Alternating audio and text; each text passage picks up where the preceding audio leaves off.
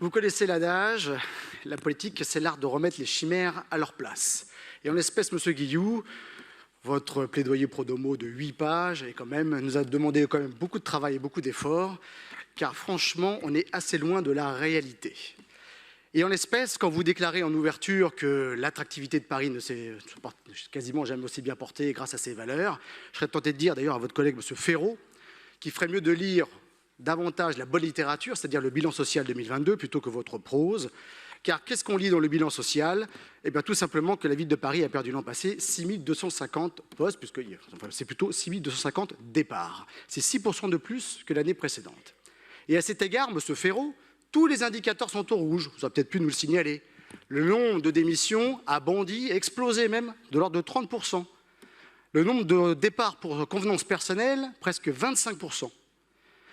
Le nombre, encore une fois, de demandes de détachement pour une autre administration que la collectivité parisienne, 10%.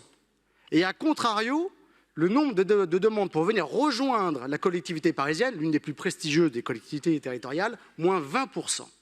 La simple énumération de ces chiffres suffit ipso facto à disqualifier votre logorée. Vous nous dites aussi que la ville de Paris est une ville accueillante. Ah ben ça c'est sûr, et singulièrement pour les contractuels. Vous n'arrêtez pas de nous faire des leçons de morale sur les valeurs de la fonction publique territoriale. Ça, c'est surtout pour votre aide-gauche que je voudrais dire ça. Il faut quand même avoir bien à l'esprit qu'en réalité, la ville de Paris, c'est un recours massif, je dis bien massif, aux contractuels. Et ça a d'ailleurs été régulièrement signalé par la Chambre régionale des comptes. Et évidemment, là, vous ne vous en vantez pas, vous préférez vous cacher derrière les rapports qui vous arrangent. Et ça, c'est votre responsabilité directe. Le nombre de fonctionnaires, plutôt le nombre d'agents recrutés chaque année, 5 000. Sur les 5 000, il n'y en a que 1 200 qui sont issus du concours. Tout le reste se distribuant dans les autres modalités opératoires, contractuelles, détachement, recrutement hors concours, voie pacte, etc., etc. Mieux encore, d'une année sur l'autre, de 2021 à 2022, le nombre de contractuels, quelle que soit leur qualité, CDD ou CDI, occupant un emploi permanent, a explosé. 5 850 en 2022, c'est 400 de plus que l'année précédente et 800 de plus qu'en 2018. Franchement, cherchez l'erreur. Et je peux encore pousser plus loin le vice. Le nombre de contractuels CDD qui occupent un emploi fonctionnel, lui, a explosé de près de 30% sur 4 ans, de 2018 à 2022. Alors qu'au même moment, le nombre d'agents titulaires, lui, a baissé de 4%. Messieurs les communistes, vous aurez pu évoquer ce point au lieu de vous satisfaire de cette logorée indigeste de 8 pages. La vérité, c'est que la ville de Paris n'est pas accueillante, elle est en fait précarisante. Enfin, monsieur Guillou, à moi de vous témoigner mon affection, la ville de Paris, vous dites, est inclusive. Alors là, écoutez, dites ça aux agents qui cherchent un logement, parce qu'en dépit de tous les dispositifs que vous avez évoqués tout à l'heure, les chiffres quand même parlent par eux-mêmes. En 2022, combien ont eu un logement social? 515. 4 ans avant, c'était 720. Et là, une diminution encore de 30%.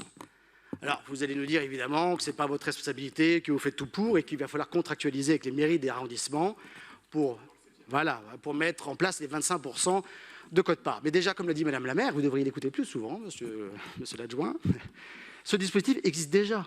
La quote-part de 25%, ça a déjà été annoncé depuis belle lurette, et tous les arrondissements font tout pour le mettre en place. Vous savez, mais seulement vous obligez de préciser quelque chose.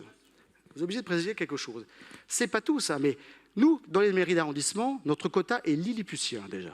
Franchement, le 15e arrondissement, qui est le plus gros de Paris, c'est entre 10 et 12, 13 mensuellement. C'est quand même pas grand-chose. Deuxièmement, l'inadéquation des biens que vous nous affectez par rapport aux besoins de la clientèle, aux besoins de ces agents-là. Et troisièmement, monsieur, nous oubliez de préciser aussi une chose, quand on les affecte, c'est une proposition.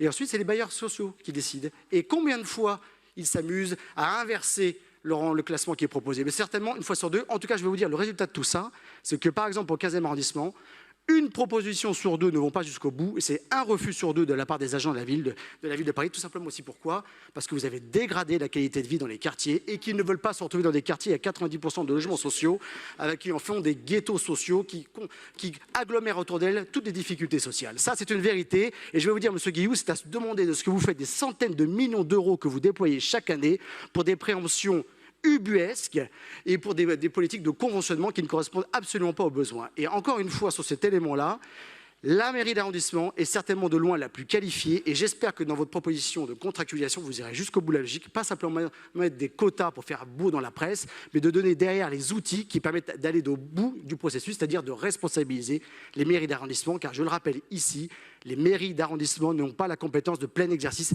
Seule la mairie de Paris a tous les leviers, notamment sur les bailleurs sociaux, pour avoir une politique à destination des agents de la ville de Paris. Enfin, M. Guillou, tout simplement, pour toucher quand même une petite note positive, la réalité, c'est que les solutions sont quand même simples et connues, et beaucoup de collectivités territoriales les mettent en place.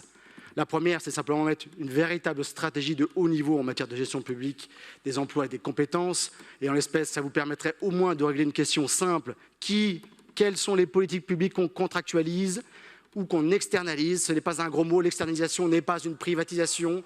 Et quelles sont celles pour lesquelles on les adosse à des agents de la fonction publique? Tout simplement, ça c'est une GPEC conduit à clarifier cette question, vous ne l'avez jamais faite. Je ne parle pas de la question des logements, j'en ai déjà parlé, mais je voudrais aussi finir par vous dire qu'une vraie réforme, M. Guillou, c'est de mettre en place un projet de service à l'échelle de la ville de Paris qui agglomère l'ensemble de la consultation des agents, qui leur permettent de s'exprimer directement vis-à-vis de la DRH, mais aussi dans les services, dans les bureaux, dans les directions. Et là, en partenariat avec les organisations syndicales, vous seriez en mesure de prévoir enfin une véritable réforme de cette administration.